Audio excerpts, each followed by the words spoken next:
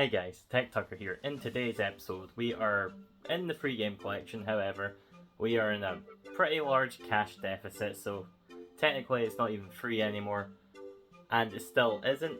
But we do have those CEX vouchers, and I've been on a couple of CEX hunts recently, so I filmed them, and we'll go over pickups at the end.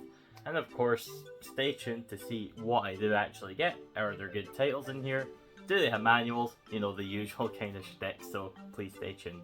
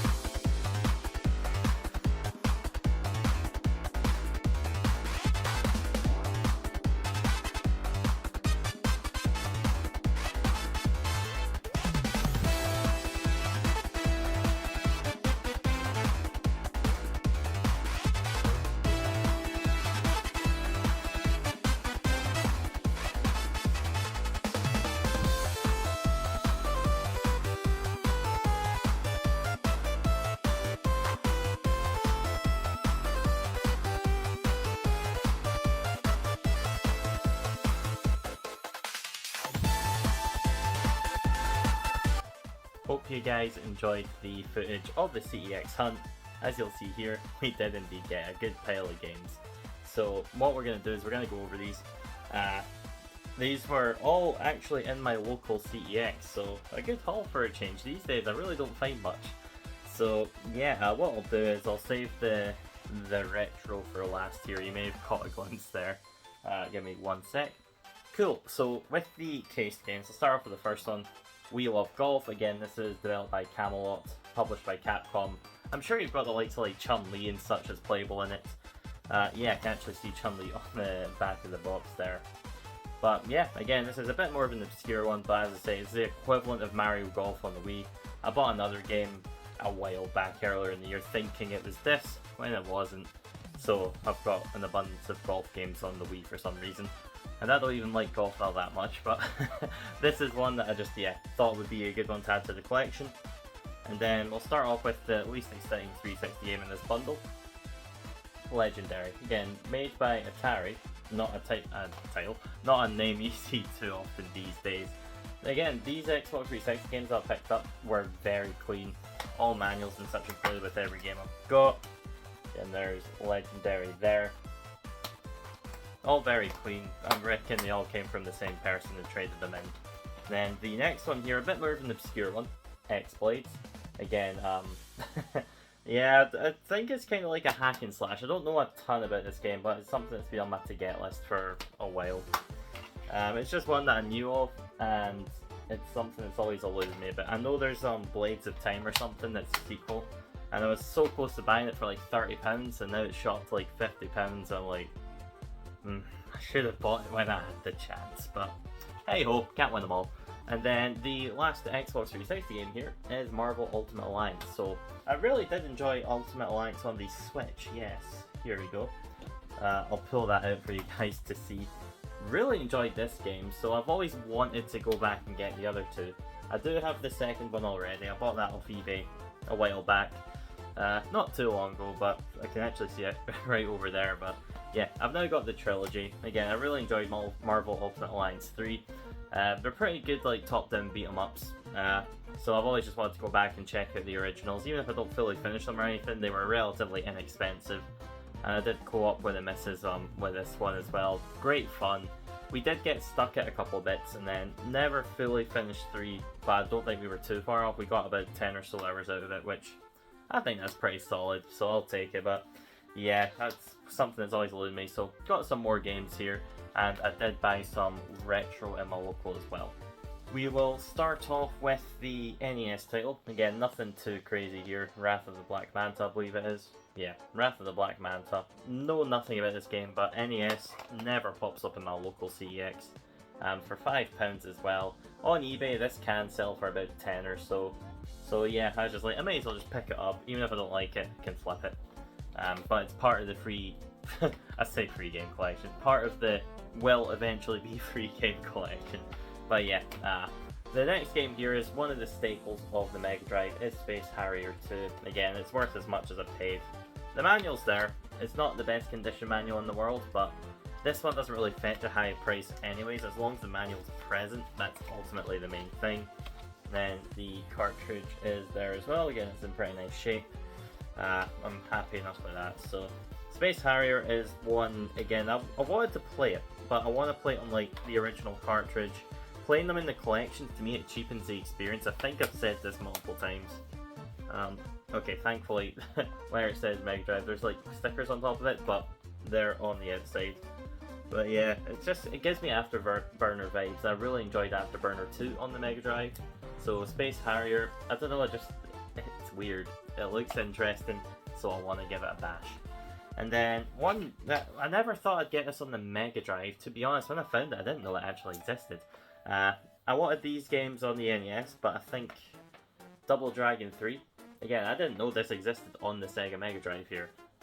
This one was a pretty steep purchase at £40, so again, I don't usually impulse purchase games that are that high price, but when you inspect the condition of that, you don't find, not only you don't really find Double Dragon 3 very often on the Mega Drive, let alone having the manual in pretty nice shape. There are some creases and such, but it's in nice shape overall.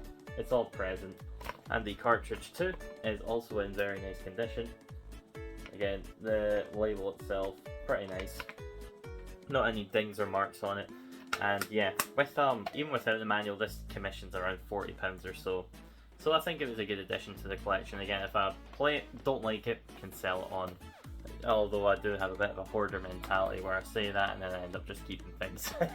But yeah, again, pretty happy with the retro here. So what I've done is I didn't spend all my voucher, and I've been around a few CEX shops in like the Glasgow area. I've been around Edinburgh not too long ago as well. I didn't film any of that, but I got nothing anyways.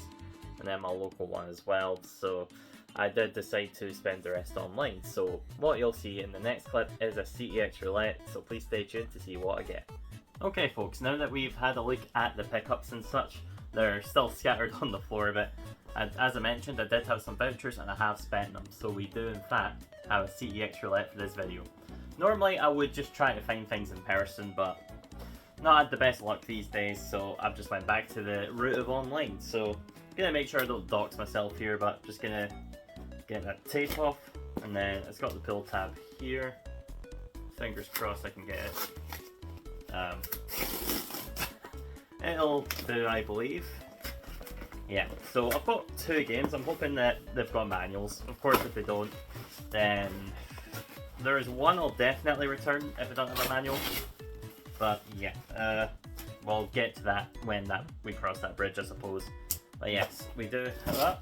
Oh, nearly doxed myself there, but I've got the honeycomb here, and this is the game, and it feels like it's got some weight to it. Box is looking rather dirty. First one is Super Fantasy Zone. This is kind of a shoot 'em up. It just looked really interesting. I like the colourful aesthetic of it all, and it feels like it's got a manual. Huzzah! It's got a manual. Get in, and that looks like it's actually a very clean manual. So the dream is not dead. CEX roulettes can still be a major success. As you can see here, this one is very nice shape. I'm hoping the next game has a manual as well. It's not an expensive game, the next one, but this for £30. This manual is very nice. No creases or anything. It's a bit warped, but yeah, I'm very, very pleased with that. So I'm not going to complain about that at all. Then I'll put the manual away for you guys and take a quick look at the cartridge, which again looks fantastic. Yes, this is the one I wanted to be in the best shape possible. So again, that's in very nice condition. Super Fantasy Zone. Cartridge looks very nice. No wear or anything to that. How are the pins? Let's figure that out. Pins look very clean also. So yeah, absolutely a win right here. I'm very, very pleased with this one. The box art looks nice. It's a bit fusty. You can see where some stickers been in the front before. £30, but the art looks nice. So after a good old scrub with some antibacterial wipes is what I used, and then some Goo Gone to remove that, I think this is going to be an incredibly nice condition copy. Okay, so game number 2 here. It's got fragile tape where the pull tab would be, so just going to get my box cutter out over here. I am really hoping this one has a manual, because if not, then it really wasn't worth buying from CEX. Oh, that came off very nicely there, so I'm going to put this away. There we go. But yeah.